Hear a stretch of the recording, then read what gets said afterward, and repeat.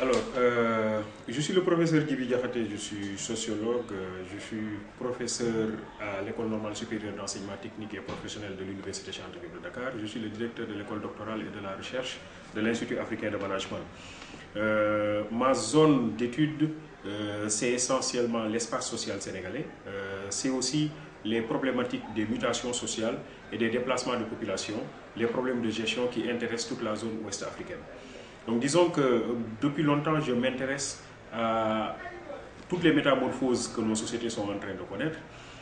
Et pour comprendre cela, il me fallait nécessairement jeter un regard rétrospectif sur la configuration de nos sociétés traditionnelles. Mais lorsqu'on regarde un peu nos sociétés africaines traditionnelles, nos sociétés sénégalaises traditionnelles, on se rend compte qu'elles étaient essentiellement bâties sur la spiritualité et sur la famille. En réalité, ces deux éléments qui étaient très liés et qui constituaient la base du fonctionnement de nos sociétés traditionnelles, la spiritualité et la famille. La famille a toujours été la cellule sociale de base à l'intérieur de laquelle on inculquait à l'individu des valeurs qui par la suite imprimaient une orientation à sa conduite. Le papa et la maman de l'enfant s'ingéniaient à faire en sorte que l'individu ait un bon comportement au niveau de la famille et au niveau de la communauté. C'est pourquoi d'ailleurs, lorsqu'on se réfère à l'enfant noir de Camaralaye, on se rend compte que rien qu'autour du bol familial, on s'arrangeait pour que l'enfant acquiert un certain nombre d'attitudes, un certain nombre de valeurs, un certain nombre de principes qu'il devait respecter dans sa vie, dans la famille et dans la communauté. Il ne fallait pas que l'enfant touche aux condiments qui sont au milieu du bol. Il ne fallait pas que l'enfant fasse tomber la nourriture à même le sol. Il ne fallait pas que l'enfant bavarde en mangeant. Il ne fallait pas que l'enfant mange à la place des autres. Bref, il y avait un certain nombre d'enseignements qui étaient donnés à l'enfant dès le bas âge au niveau de la famille par le papa et par la maman. Lorsque l'individu, ce jeune enfant, sortait de cet épisode-là, il était pris en charge par les grands-parents. Le grand-papa ou la grand-mère était essentiellement chargé de poursuivre l'éducation inculquée par le père et la mère par le biais des contes et par le biais des devinettes. Alors tout cela participait aussi de la formation morale de l'individu. Le conte avait une fonction ludique, c'est vrai. On faisait rire l'enfant, on égayait l'enfant, on arrivait à distraire l'enfant. Mais au-delà de cet aspect de distraction, au-delà de cet aspect de divertissement, le conte véhiculait toujours une leçon morale. Et il était essentiellement question, à travers le conte, de faire en sorte que l'individu acquiert aussi des valeurs morales pour asseoir sur ces valeurs-là sa conduite de tous les jours. Il y avait aussi les devinettes. Kocc Barma, on le connaît à travers des devinettes qu'il faisait avec ses enfants, mais c'était aussi pour rendre intelligent davantage l'enfant. Maintenant, à part ces aspects de formation dans la famille, par le père, par la grand-mère, par le grand-père, il y avait aussi les cérémonies, les épisodes d'initiation.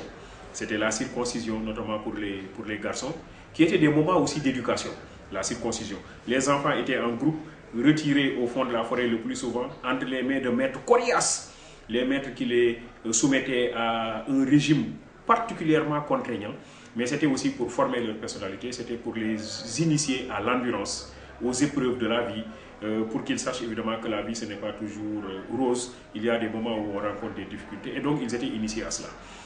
Mais à part cela, ce que les gens oublient très souvent, c'est la prise en charge communautaire. Alors ce qu'il fallait savoir, c'est que l'enfant n'était pas seulement l'enfant du père et de la mère, n'était pas l'enfant de la grand-mère et du grand-père, c'était l'enfant de toute la communauté.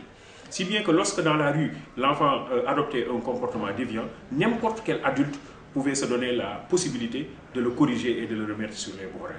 Alors, disons donc que dans ces sociétés africaines traditionnelles, la famille jouait un rôle important. Et la famille, ce n'était pas seulement l'espace fermé, la famille, c'était toute la communauté. Toute la communauté constituait une famille. Voilà pourquoi, quelque part, un penseur a affirmé que chez les négro-africains, on est parents ou on est ennemis. On est parents ou on est ennemis. Parce que c'est une grande famille. Ou bien tu fais partie de la famille, ou bien alors on te considère comme un ennemi. Donc la famille. Mais de l'autre côté, il y avait la spiritualité. Alors, dès le bas âge aussi, on inculquait à l'individu un certain nombre de valeurs spirituelles. Je vous renvoie à l'aventure ambiguë de Cheikh Hamidou Kane. Vous voyez, le jeune Samba Diallo, dès le bas âge, a été envoyé chez le maître Thierno. Et pourtant, ses parents étaient riches, Samba Diallo. Mais on l'a envoyé chez le maître Thierno pour qu'il apprenne que la vie est faite d'épreuves. Il devait aller demander la pitance tous les jours. Il devait aller demander l'aumône. Pourtant, c'est quelqu'un qui vient d'une famille riche. Il devait s'habiller en haillons. Et à chaque fois que ses parents lui amenaient des habits neufs au niveau du Dara, Thierno après, déchirer ses habits ou donner ça à d'autres personnes. C'était une certaine façon de lui dire, écoute, dans la vie, un être humain est quelqu'un qui doit se préparer à tout. Il doit se préparer à toutes les épreuves, il doit apprendre à être humble. Donc la spiritualité jouait un rôle excessivement important dans ces sociétés. Maintenant, il faut voir évidemment qu'un certain nombre de métamorphoses ont été réalisées par nos sociétés, et ces métamorphoses, nous ne les contrôlons pas toujours. Il y a plusieurs influences. Nous avons d'abord l'influence de l'esclavage. Alors ce que les gens oublient le plus souvent, c'est que l'esclavage a changé considérablement une bonne partie de nos sociétés. La pratique de l'esclavage. Les gens croient que les esclavagistes, ils étaient venus prendre nos ancêtres et partir. Non, ils ont laissé quand même des stigmates, ils ont laissé des influences. Par exemple, on sait que les esclavagistes, donc les blancs, quand ils venaient, ils achetaient les personnes les plus robustes. Donc ça veut dire qu'ils ont commencé à créer dans notre société des distinctions entre les personnes robustes et les personnes moins robustes. Nous étions dans des sociétés humanitaires où on respectait les gens qui étaient handicapés. Maintenant, à partir de l'esclavage, les handicapés ont commencé à être plus ou moins exclus parce que les blancs n'avaient pas besoin des handicapés. Donc ça veut dire que finalement, nous avons une société qui commence à regarder les handicapés comme des personnes dont on n'a pas besoin. Donc l'esclavage a commencé à créer chez nous des distinctions, pour parler comme Bourdieu, entre les personnes valides et les personnes non valides, alors qu'avant on ne connaissait pas ce type de distinction. L'esclavage a introduit le miroir chez nous. Il ne faut pas oublier évidemment qu'avant l'esclavage, on vivait autour d'activités agricoles, d'activités pastorales, d'exploitation de ressources halieutiques.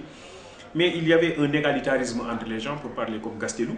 Mais ce qui s'est passé avec l'esclavage qui a introduit le miroir, parce que n'oubliez pas, il venait échanger des miroirs contre des personnes. Le miroir, ça développe le narcissisme, ça développe le culte de la personne.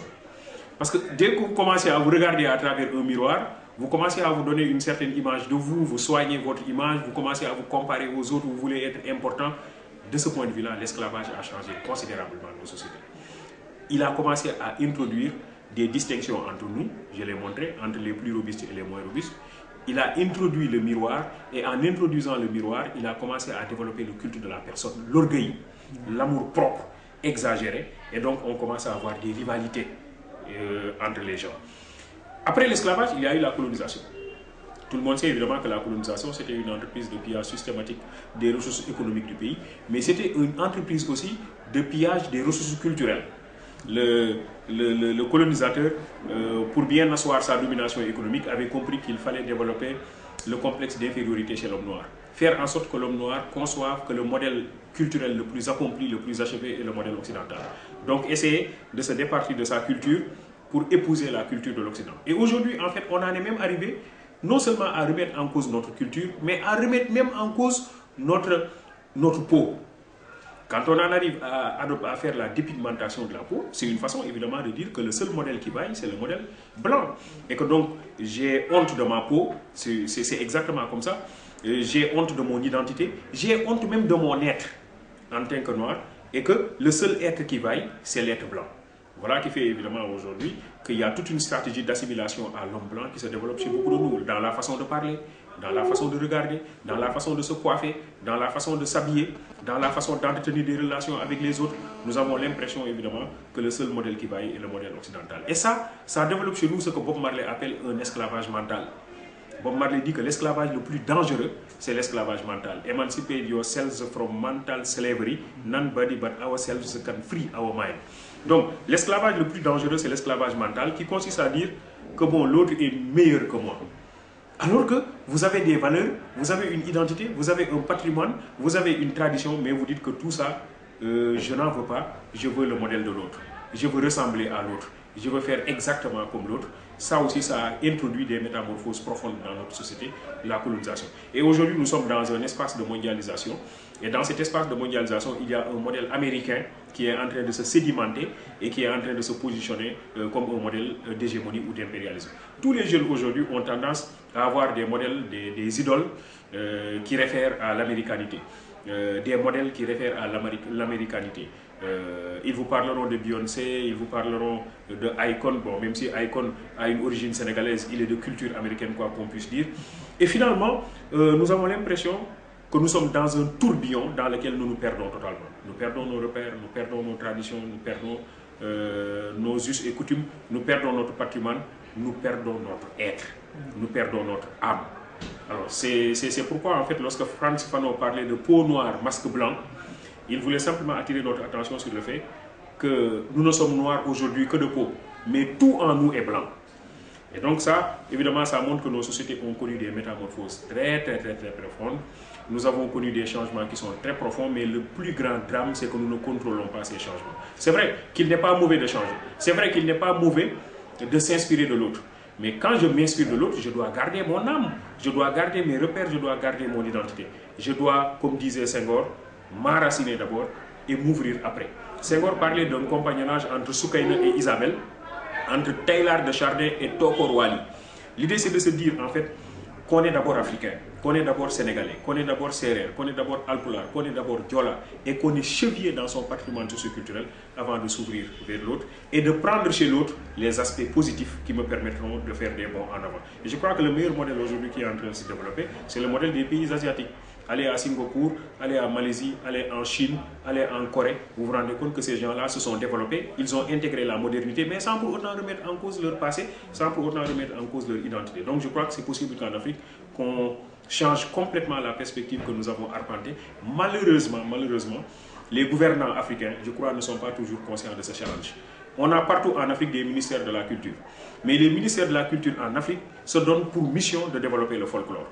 La musique, la danse, etc. La culture, ce n'est pas seulement la danse et la musique. C'est vrai, la danse et la musique jouent un rôle important dans la culture. Mais la culture ne se résume pas à ça. La culture, c'est des valeurs, c'est une identité, c'est un patrimoine. C'est considéré que sans la culture, on ne peut pas assurer le développement économique. Parce qu'en réalité, il faut que le développement économique soit intégré et réalisé par les gens. Ce n'est pas des noirs blancs qui feront le développement de l'Afrique. Ce n'est pas des blancs noirs qui feront le développement de l'Afrique. Mais c'est des Africains noirs, fiers de leur noirceur, de leur identité, de leur patrimoine, chevillés sur leurs us et sur leurs coutumes, mais ouverts à l'extérieur. Ce sont ces Africains-là qui développeront le continent. Donc fondamentalement, cette question est importante parce qu'elle met au centre de ses préoccupations le développement du continent. Quand on parle aujourd'hui de développement durable, c'est un développement que moi-même je fais, mais pas un développement qu'on fait pour moi. Quoique c'est important, la meilleure façon d'assurer le développement, c'est que les acteurs qui sont concernés soient impliqués. Et pour qu'ils soient impliqués, il faut qu'ils se retrouvent dans les schémas. Et ces schémas-là ne sont des schémas endogènes que si les uns et les autres participent et qu'on intègre la dimension culturelle. Très bien. Alors il faut voir que dans nos sociétés traditionnelles, le civisme était au cœur de la vie communautaire. D'abord au niveau de la famille, on formait l'individu pour qu'il comprenne que ce qui est le plus important, ce n'est pas lui, mais c'est la communauté. Et c'est ça l'esprit civique. L'esprit civique consiste à dire évidemment que moi je dois aller au-delà de ma personne pour me mettre au service de la communauté. Que les principes qui sont établis par la communauté, je vais les considérer comme des principes sacrés et que je n'ai pas le droit de les fouler aux pieds. En conséquence, quelqu'un n'est imbu de l'esprit civique que dans la seule mesure où il dépasse sa propre personne et se met totalement au service de la communauté, en respectant les principes qui sont établis par la communauté et en défendant de toute son âme ces principes, ces valeurs, ces considérations-là qui font fonctionner la communauté. Donc dans nos sociétés africaines traditionnelles, c'était la base de la formation de l'individu.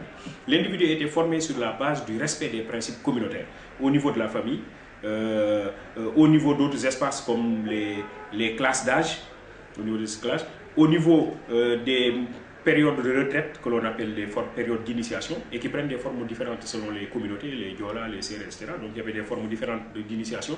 Mais dans ces moments d'initiation, on formait l'individu aussi à respecter les principes de la communauté. Il faut respecter les principes de la communauté parce que c'est sacro-saint. Maintenant, il faut voir qu'en 1776, il y a quelqu'un qui s'appelle l'Almami Souleymane Baal. On l'oublie très souvent au Fouta. Après la révolution d'Enyanké, l'Almami Souleymane Baal considérait qu'un bon dirigeant est quelqu'un qui, lorsqu'il doit distribuer, est prêt à perdre au profit des autres. Alors, je crois que c'est important ce que l'Almami Souleymane Baal nous enseigne ici. Qu'un bon dirigeant, quand il s'agit de distribuer, lui, il est prêt à perdre au profit des autres. Malheureusement, aujourd'hui, l'esprit qu'on est en train de voir en Afrique, chez les dirigeants, je ne veux pas dire seulement les dirigeants au niveau étatique, parce qu'on peut diriger une entreprise, on peut diriger une association, on peut diriger un petit groupe, un club, etc. Mais on a l'impression qu'en Afrique, les différents dirigeants pensent d'abord à eux avant de penser aux autres. Ça veut dire qu'ici, l'esprit civique est complètement torpillé. Premièrement. Deuxièmement, on a aujourd'hui l'impression qu'en Afrique, que lorsqu'il s'agit d'agir, c'est d'abord et avant tout les dirigeants qui agissent. Si vous prenez le cas du Sénégal, au niveau des partis politiques, le plus souvent, il y a quelqu'un qui fait tout. C'est lui qui achète les chaises, c'est lui qui paye le loyer, c'est lui qui doit rémunérer les militants quand ils se déplacent, etc. Et les autres l'observent. Il n'y a pas de participation. Or, quand il n'y a pas de participation, il n'y a pas de citoyenneté. La citoyenneté, ça suppose la participation, ça suppose l'implication. Le chef peut être plus riche que moi, mais je donnerai quand même 5 francs. Je donnerai quand même 10 francs. Ou alors, même si je n'ai rien, je vais m'engager physiquement pour dire que je compense ma participation financière et ou matérielle par ma participation physique. Donc, je vais être au service de la communauté. Donc, je crois que de ce point de vue-là, l'esprit civique était très connu en Afrique traditionnelle, mais aujourd'hui, il s'est émoussé. Alors, il faut dire qu'avec l'arrivée du colonisateur, les choses ont changé. Parce qu'en fait, avec l'arrivée du colonisateur, les gens ne voulaient plus s'engager parce qu'ils ne se retrouvaient pas dans l'état colonial. Ils ne se retrouvaient pas. Regardez bien, il faut bien réfléchir sur cette affaire. Le mot banque, en Wolof, ça signifie être pauvre. Or, banque, c'est l'endroit où on garde de l'argent. Comment se fait-il que le Wolof en est arrivé à prendre l'argent où on garde, l'endroit où on garde de l'argent? Comment se fait-il qu'il l'appelle, qu'il le désigne par la pauvreté? C'est très simple, c'est que la banque est une création coloniale. Donc c'est avec le colonisateur qu'on avait commencé à mettre en place la banque. Mais les banques que le colonisateur avait mises en place ici, c'était pour garder l'impôt tiré des populations. Ce qui veut dire qu'à chaque fois que les gens voient les banques, ils savent que c'est les lieux qui marquent leur pauvreté. Parce que c'est le lieu où on a gardé l'impôt qu'on leur a tiré par la force. Donc ça veut dire que les gens ne se retrouvaient pas dans l'état colonial. Lorsqu'on est arrivé à l'indépendance, il fallait faire des ruptures. Il fallait montrer aux gens que nous avons un nouvel État qui n'est plus un État colonial, mais qui est leur propre État. Un État dans lequel ils se retrouvent. Malheureusement, ce travail n'a pas été suffisamment fait. Parce que la preuve, c'est que lorsqu'on est arrivé à l'indépendance, nos États ont continué à fonctionner selon le modèle colonial.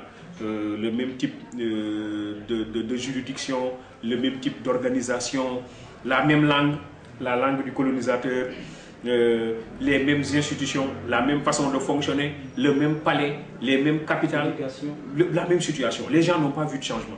Et finalement, les gens n'ont pas adhéré. Donc je crois que et si les gens n'ont pas adhéré, finalement le développement ne peut pas être réalisé. Parce que le développement ne peut être réalisé que s'il y a une adhésion totale de toutes les populations. Ce n'est pas 30 personnes qui peuvent développer un pays, ce n'est pas possible.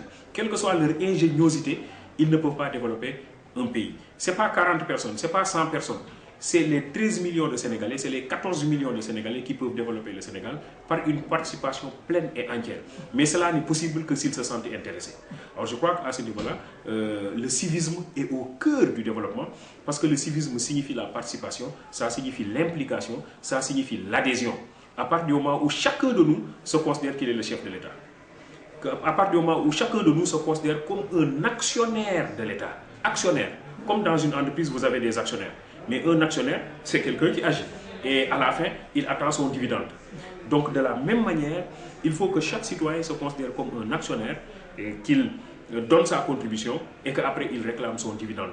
Alors malheureusement, tel qu'il est configuré aujourd'hui, l'État africain n'est pas un État qui mobilise les populations, ce n'est pas un État qui galvanise les populations, c'est un État qui a gardé un peu cette allure coloniale et qu'il va falloir peut-être refonder l'État pour le mettre plus à la disposition des populations. Sinon, il y a une sorte d'éloignement. Jusqu'à présent, les gens parlent de bourg, mbeddu bourg, donc cœur bourg, fampakhane doné ben. Ça veut dire qu'il y a toujours les gens qui ont toujours gardé ce réflexe selon lequel l'État n'est pas eux, que l'État est éloigné d'eux. Et donc, je crois qu'il faut réduire ce gap ou supprimer totalement le gap qui existe entre l'État et les populations. Et à partir de ce moment-là, on aura un civisme de développement. C'est-à-dire un civisme qui est orienté vers des actions qui sont de nature à développer toute la communauté. Parce que l'individu, partout où il peut se trouver, peut faire quelque chose pour le développement. Il ne faut pas attendre d'être ministre pour commencer à penser développement. Il ne faut pas attendre d'être député pour commencer à penser développement. Le paysan est, à mon avis, plus enclin à développer le pays que le ministre, par son action de tous les jours. Le pêcheur est plus enclin à développer le pays que le ministre, par son action de tous les jours. L'enseignant, le mécanicien, le menuisier, l'artisan, chacun de nous a une contribution à apporter, a une pierre à apporter pour l'édification du développement. Mais cela n'est possible que si nous nous sentons intéressés. Cela n'est possible que si nous adhérons. Ça veut dire que donc nos États devraient mettre en place des plans dans lesquels les gens se retrouvent. Il faut une co-élaboration des politiques publiques il faut que les gens soient impliqués à l'élaboration, à l'exécution, à l'évaluation des politiques publiques. Évidemment, la décentralisation poursuivait cet objectif-là, mais on s'est rendu compte que la décentralisation, telle qu'elle a fonctionné jusque-là, a aussi connu un certain nombre de failles et qu'il va falloir donc régler tout ça et faire en sorte que toutes les populations soient concernées, que toutes les populations soient appelées, que toutes les populations soient impliquées. À part de ce moment-là, ils diront que le Sénégal n'est pas le Sénégal du président, le Niger n'est pas le président du Niger, la Gambie n'est pas le président de la Gambie, mais le Sénégal, c'est le Sénégal de tous les Sénégalais et tout le monde participe à l'élaboration. Vous voyez par exemple, je donne un dernier exemple, quand vous allez vers les régions de la périphérie, les gens qui quittent ces régions-là pour venir à Dakar vous diront que je vais au Sénégal. Il y a un problème. Alors ces gens-là ne se considèrent pas comme des citoyens. Et c'est ça un problème. Je crois que c'est des problèmes qu'il faut régler et qu'ils sentent que l'État est à côté d'eux, qu'ils sentent la proximité de l'État. Sinon, ils continueront à croire qu'ils n'ont rien à voir avec le Sénégal et que le Sénégal se résume à Dakar. Donc je crois qu'il y a un travail. Ça, c'est le colonisateur qui avait fait un mauvais aménagement du territoire et qui avait concentré l'essentiel des infrastructures de production au niveau de la capitale. Je crois qu'il faut éviter cette approche de la mégalopolis et faire en sorte évidemment que toutes les régions soient pourvues d'infrastructures de développement et se sentent impliquées dans les politiques de développement qui concernent la nation tout entière. Mais on a l'impression évidemment qu'il y a un problème à ce niveau-là. Alors, la traque des biens mal acquis, c'est un problème, c'est gênant. Je vais vous dire pourquoi. Parce que quand une république fonctionne normalement, des biens ne sont jamais mal acquis. Donc c'est gênant de procéder à la traque. Ça veut dire s'il y avait les procédures de contrôle qui fonctionnaient convenablement, on ne va pas attendre que l'individu prenne des biens d'abord et qu'on le poursuive après. C'est-à-dire au moment où l'individu exerce sa fonction, en principe, il doit y avoir des instances d'encadrement, des instances de contrôle au quotidien qui s'assurent que les choses sont en train d'être menées convenablement. Ça, c'est la première chose. La deuxième chose, c'est que nous avons des instances institutionnelles de contrôle quand on parle de la séparation des pouvoirs. Montesquieu dit que tout homme qui possède un pouvoir est naturellement tenté d'en abuser. Et que pour éviter les abus de pouvoir, il faut éviter de donner beaucoup trop de prérogatives à un seul homme, d'où le principe de la séparation et de l'autonomie des pouvoirs. Pouvoir exécutif, pouvoir législatif, pouvoir judiciaire. Alors, si le pouvoir législatif joue véritablement son rôle, exerce véritablement sa mission, lorsque l'exécutif dérape, normalement, le pouvoir législatif doit jouer son rôle. Le pouvoir législatif a deux fonctions. C'est une fonction de contrôle de l'action gouvernementale et c'est une fonction de mise en place de lois. Mais est-ce que le pouvoir législatif joue véritablement sa mission au service des populations, c'est-à-dire contrôler ce que l'exécutif fait au quotidien? Et le pouvoir judiciaire doit rappeler qu'il y a des règles et quiconque déroge à la règle doit faire l'objet d'une sanction. Alors, il se trouve évidemment que si on en arrive aujourd'hui à dire que tel a pris des milliards, tel autre a pris des millions, c'est que les instances de contrôle n'avaient pas fonctionné convenablement. Ça, c'est un problème. Ça veut dire qu'il faut que les instances de contrôle soient complètement en dehors de toute considération politique pour pouvoir faire leur mission convenablement. Au Sénégal, il y avait des instances de contrôle. Hein. Il y a des corps de contrôle composés de magistrats, il y a l'inspection d'État, il y a la Cour des comptes, il y avait beaucoup d'instances de contrôle, il y a l'Assemblée nationale aussi qui joue un rôle de contrôle, mais malgré tout, on a dit qu'il y a des biens mal acquis, il y a des problèmes. Et alors, on peut se dire que malgré le contrôle, il se peut qu'il y ait des gens qui passent entre les mailles, oui, mais pas quand même avec des sommes aussi faramineuses que des milliards qui sont indexés aujourd'hui. Ce que je veux dire, c'est que simplement, il y a un problème, c'est que si les instances de contrôle ne fonctionnent pas normalement, on continuera tout le temps de traquer les biens mal acquis. Alors, il faut arrêter ça, parce que dans les autres pays, vous ne pouvez pas faire certaines dépenses, vous ne pouvez pas vous permettre de faire certaines choses, parce que simplement, il y a un système qui est bien établi, qui vous interdit de faire certains dérapages. Obama, il ne peut pas se permettre de faire n'importe quoi aux États-Unis. Alors, c'est pourquoi on a dit, vous prenez le plus piètre africain, vous l'amenez aux États-Unis, vous en faites le président, il ne pourra pas se permettre de faire n'importe quoi. Vous prenez l'Américain le plus probe, le plus honnête, vous l'amenez chez nous, il peut se permettre de faire ce qu'il veut, parce que le système est ouvert. C'est que tout homme à qui on donne un pouvoir et qui n'est pas contrôlé risque de déraper. Le pharaon, dans la perspective religieuse, le pharaon, il était un roi, il n'avait pas de contrôle, il pouvait tout se permettre. À un certain moment, il s'est autodécrété Dieu. C'est cela en fait. Ça veut dire ce qu'il faut éviter, c'est que quand un individu, on lui donne des responsabilités, il faut qu'il y ait un système d'encadrement. Et ce système d'encadrement, ce n'est pas contre lui. Au contraire, c'est pour faire en sorte, c'est que c'est la nature humaine qui risque de connaître des dérapages, c'est pour faire en sorte que cette nature n'interfère pas dans l'exercice de sa mission professionnelle. C'est aussi simple que ça. Donc ce n'est pas par méchanceté, c'est pour l'accompagner. Malheureusement, il faut dire que ça, c'est un premier souci. Maintenant, le second souci, c'est que la traque des biens mal acquis doit avoir une fonction pédagogique. Si on rate cette fonction pédagogique, ça veut dire qu'on n'aura rien compris. L'idée, c'est quoi? C'est un enseignement, ça doit être une leçon. C'est une leçon qui consiste à dire que désormais, tous ceux qui auront à gérer des ressources publiques devront comprendre qu'ils auront à rendre compte. Du temps du calife Omar, quand il était au califat, il était allé rendre visite à un de ses gouverneurs. Le gouverneur était en même temps le trésorier de la région. Le calife était venu lui rendre visite et avait demandé à toute la société de sortir. Tout le monde était sorti, c'était un grand meeting. Le gouverneur était assis à côté du calife qui était le président Omar. Et Omar avait demandé à toute la population de dire ce qu'elle pense de son gouverneur et de son trésorier. Tout le monde a pris la parole et a dit « Nous pensons que nous avons un bon gouverneur, nous avons un bon trésorier. » Mais le seul problème qui se pose, c'est que lui, quand il termine son travail à 17 h et qu'il rentre chez lui, il ne sort plus. Même s'il y a une urgence et qu'on a besoin de lui, il ne sort plus de chez lui. C'est ça qui nous inquiète pour un gouverneur, pour un trésorier, qui rentre chez lui et qui refuse de sortir, il ne ressort que le lendemain. Alors le gouverneur a pris la parole et a dit « Chers compatriotes, dès que j'arrive chez moi à 17 h, je dois laver mon habit parce que je n'ai qu'un seul habit. Je le lave, je le sèche et je dois le reporter le lendemain. » Le gouverneur, qui est en même temps le trésorier de la région, qui n'a qu'un seul habit. Et les gens étaient atterrés par cette déclaration parce qu'ils croyaient qu'il était riche, alors qu'il vient de leur déclarer qu'il n'a rien, qu'il n'a qu'un seul habit et qu'il ne veut pas utiliser les ressources publiques pour se payer des habits. Alors je veux dire que cette dimension-là, c'est vraiment une dimension de probité et d'honnêteté, c'est une dimension pédagogique. J'ai animé une conférence samedi dernier avec le maire de Pékin sur la question de la gouvernance des collectivités locales, Pape Sagnamé. Et c'était à Tivaouane Diacksao, dans la mairie de Tivaouane Diacksao. Et je disais, en fait, je donnais cet exemple pour dire que cet exemple-là devait constituer une leçon de morale pour chacun de nous. Et je crois que la traque des biens mal acquis doit mettre en avant cette leçon de morale pour toute la population. Malheureusement, au lieu d'avoir cette fonction pédagogique, si on ne fait pas attention, on lui donne une fonction politique qui travestit sa mission. C'est-à-dire qu'on risque de croire que c'est un acharnement sur un parti politique orchestré et perpétré par un autre parti politique. Alors, si on lui donne cette signification, c'est qu'on n'aura rien compris. La vraie signification de la traque des biens mal acquis, ça doit être une signification surtout pédagogique. Une leçon que l'on donne à tout le monde, pas seulement aux dirigeants de la République, mais à n'importe quel dirigeant. Tous ceux qui gèrent des ressources doivent comprendre qu'ils ont un type de comportement à avoir. Je disais tout à l'heure avec l'Almami Souleymane Bal que le dirigeant, quand il distribue, il doit être le premier à perdre, mais pas le premier à gagner.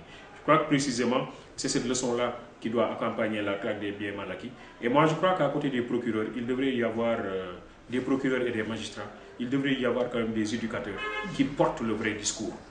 Je crois qu'à côté de la sortie du procureur, il devait y avoir peut-être un homme religieux, un homme de l'église ou un homme de la religion musulmane, en tout cas un homme sage qui parle aux populations et qui rappelle les vrais principes de la traque des biens mal acquis pour que nul n'en ignore, comme on parle en droit, pour que chacun comprenne que l'objectif qui est poursuivi, c'est d'assainir les mœurs publiques et de faire en sorte que les uns et les autres comprennent de façon définitive que celui qui gère des ressources doit faire preuve de probité et d'honnêteté.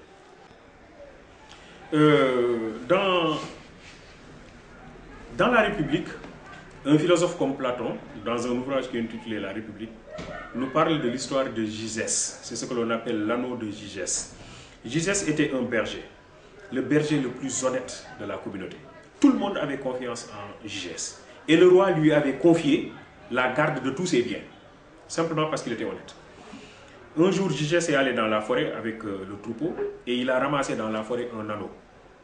Il s'est rendu compte que quand il porte l'anneau, il devient invisible.